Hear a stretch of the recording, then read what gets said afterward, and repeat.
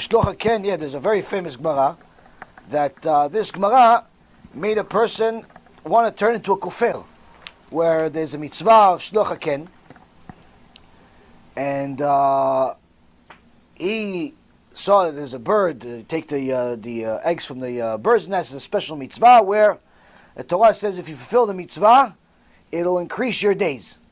It'll increase your days. So this person understood it a certain way. He says, okay, son, go climb. Take fulfill this mitzvah. Take the eggs from the bird's nest, shoo the mother bird away. And the Torah says it'll increase your days. The kid's climbing. Next thing you know, he falls from the tree, dies. So the guy says, this is kfir, it's opposite of the Torah. The whole Torah is not real. It's this, it's that. Chachamim came to him and says, no. You don't understand what the mitzvah is saying. You're thinking that the Torah is telling you it's going to increase your days as if it's referring to this world. Who cares about this world? Even if you live 120 years. What's 120 years divided by infinity? Nothing. What's the, if you're going to live to infinity years in Olam Haba, what's another 10 years in this world? Who cares about 10 years in this world? Meaning that when you fulfill this mitzvah, your Olam Haba improves. Your Olam Haba improves. Same thing, like for example, when it says, HaKadosh Baruch Hu says to the people, if you help people do tshuva, he says, I have a special worlds for you. And the Chachamim says, Yesh, Gimatria 310. That means that every time a person helps another person do tshuva, get closer to HaKadosh Baruch Hu, he gets another 310 worlds. What does it mean, 310 worlds? It says, Kol Yisrael yesh lahem chelek l'olam haba. Each person has an olam haba. But if you help another Jew do tshuva, you get another 310 on top of the one that you have for yourself. On top of the one that you have for yourself. That's how much the reward is to help people do tshuva. So the point is that sometimes we cannot understand the mitzvot literally. Quite frankly, never. You can never understand the mitzvot literally. And really understand, as the Rambam writes, that really all of the reward that you get for the mitzvot is in the next world. Whatever you get in this world is simply to enable you to do more mitzvot. So if you like to give tzedakah for the sake of helping people do tshuva, Hashem is going to reward you with 310 worlds and a lot of things, but He's also going to reward you in this world. Not because the reward in this world is the reward for the mitzvah that you did, but because giving you more money now will enable you to give even more money for kiruv. So He saw that you like helping people do tshuva because you gave when you didn't have much. Now He's going to give you much, so you give more. To enable you to do more mitzvot. Schal mitzvah, mitzvah. We learned this from the Mishnah in Avot. It says the reward for a mitzvah is a mitzvah. Meaning, you did a mitzvah, Hashem will enable you to do, as the reward for that mitzvah is to enable you to do that mitzvah even better. You like to give tzedakah, Hashem will give you even more money so you can give more tzedakah. You got married, Hashem will give you kids. And so on and so forth. Point is, or if you want to get married, Hashem will send you a wife. You want to have kids, Hashem will send you kids. And so on and so forth. Point is, Rabotai, is that the mitzvah reward that you get in this world is not really a reward. It's just to enable you to make more mitzvot. Don't think for a second that anything you have in this world is the real reward for your mitzvah, because there's not enough good in this world to reward you for even the smallest mitzvah you've ever done. Such is the reward for mitzvot. So that's the very, very important. So that means also when you have, you're a shliach mitzvah, you're on the way for a mitzvah, Shlomo HaMelech says that you have a certain amount of protection. But what if you die during the time that you are on the way to a mitzvah? Apparently, the only way that I could understand it, and I don't have any other pshat aside from this, I'm sure it exists, I just don't know it, which is, that means that during that time that something happened to that person, they weren't performing the mitzvah. They weren't thinking of the mitzvah, they were thinking of something else. They were doing something else, they were involved in something else, and that's why Kadosh Baruch Hu allowed the Satan, the Malach HaMavet, to take the neshama of David HaMelech during that time that he was walking down the stairs. That's what happened. Even if someone's going on their way to yeshiva, Ken? don't they get the schar for all the time it takes them to go to yeshiva? Ken, but that's chal alicha. is schar halicha, but that also depends how they are in the yeshiva. If they're one of these yeshiva boys that actually learns, the moment they walk in, they're learning, and they're learning all day, then even them walking there is a mitzvah. But if they're one of these boys that once in a while they fool around, once in a while they go to the bathroom when they don't really have to go to the bathroom, they go smoke a cigarette even when they don't have to smoke, even when they don't smoke at all, they chit-chat with each other, that means that not all of their time going to yeshiva is really yeshiva. It's not really learning. They hang out. They hang out. A little potato chips, a little text message, a little chit-chat, let's talk about sports. Okay, so good, you're learning in yeshiva. But not all of your time is considered a mitzvah. Why? Because you're fooling around some of the times.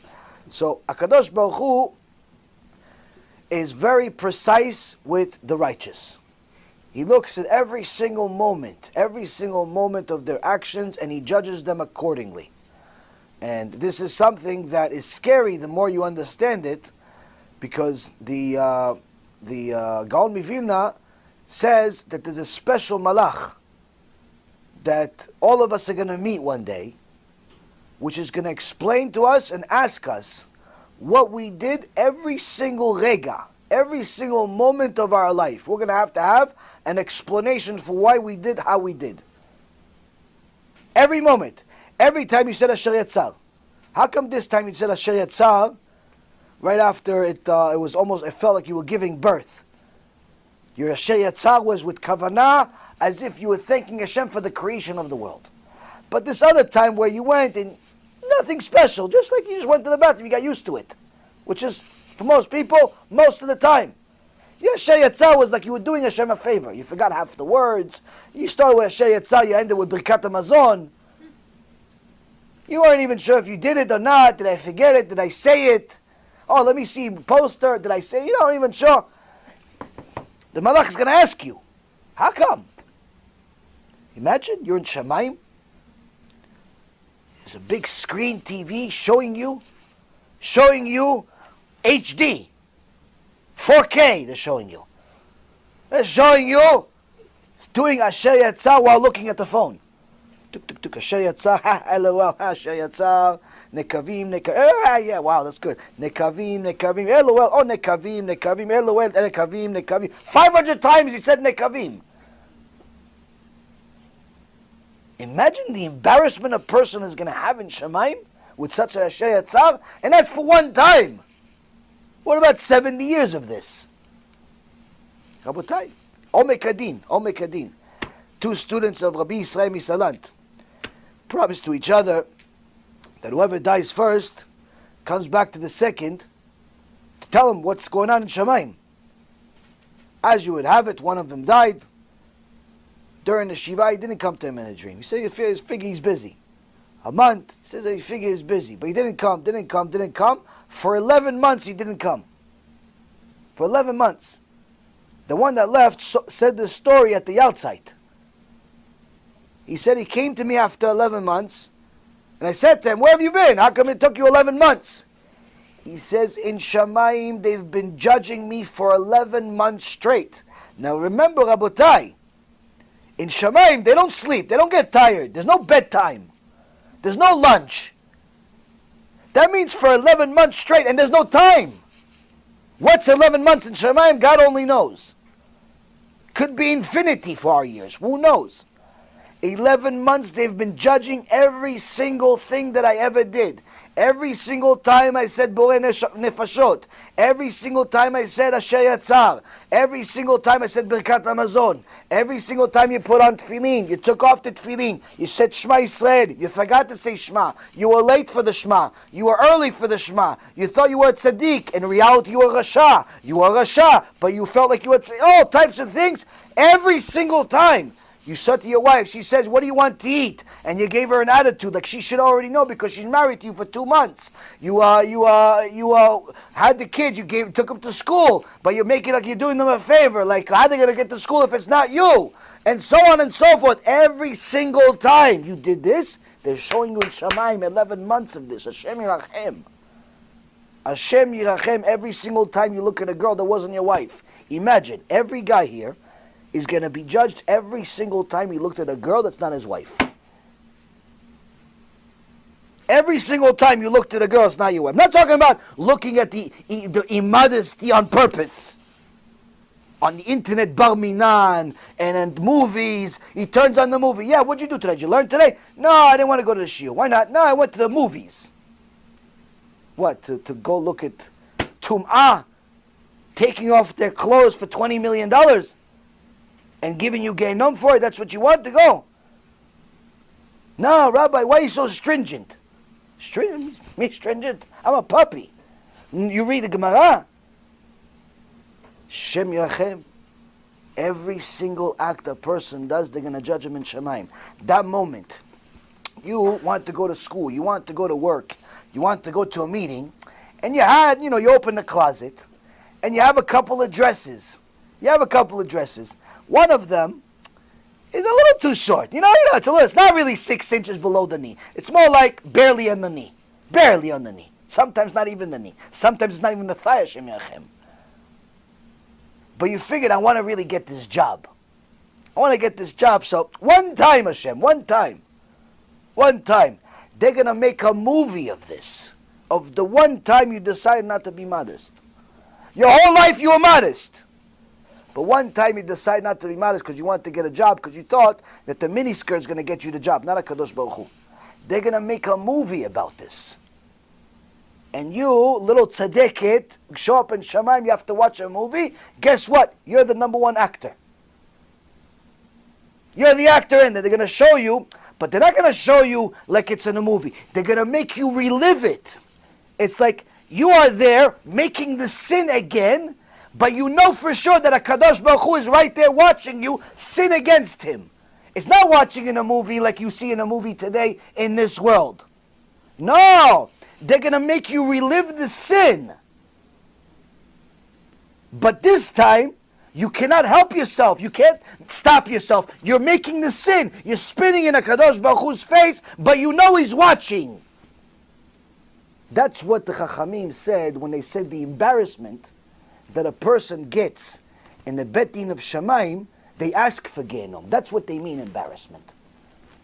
Now sinning, imagine for example, Chas v'shalom, imagine your parents did something that you don't really like, and after they walked away, you said something about them.